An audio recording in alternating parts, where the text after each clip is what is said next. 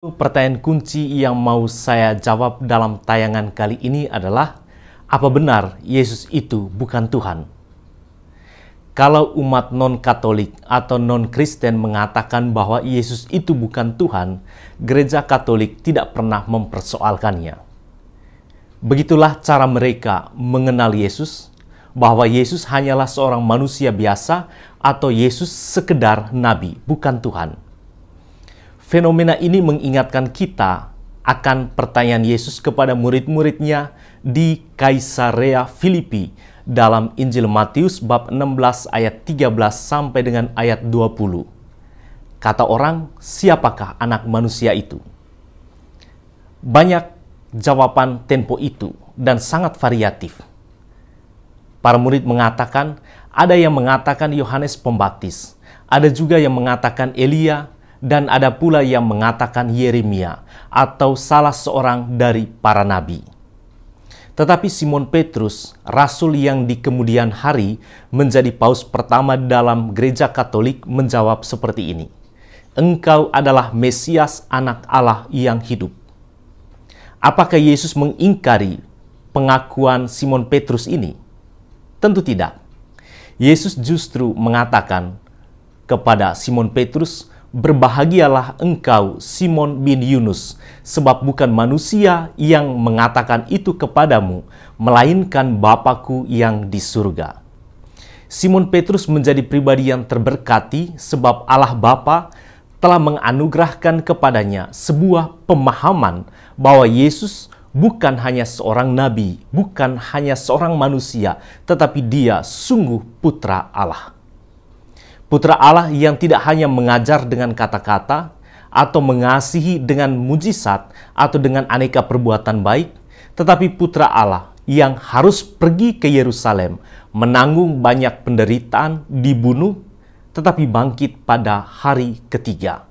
Silakan baca teks Matius bab 16 ayat 21 sampai dengan ayat 27. Nah, kalau orang lain juga mengatakan bahwa yang wafat di kayu salib itu bukan Yesus, itu hak mereka.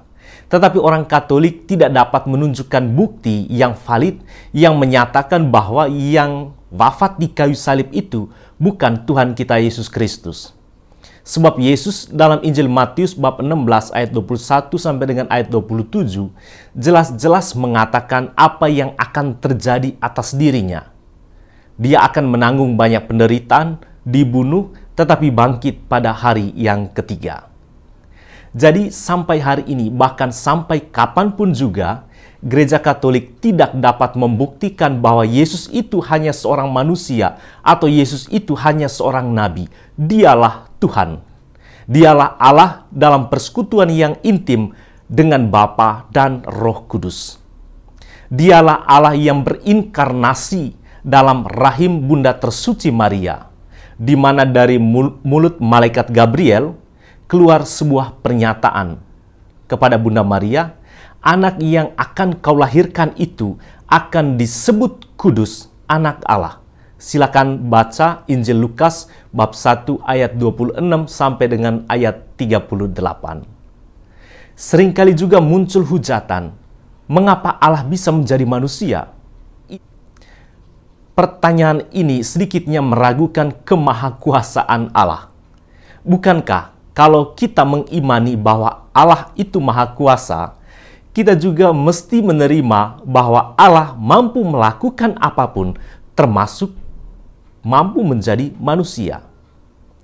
Mengapa kita meragukan peristiwa inkarnasi, Allah menjadi manusia, di tengah kita mengimani bahwa Allah itu Allah yang maha kuasa? Kalau kamu menyebut aku guru dan Tuhan, katamu itu tepat.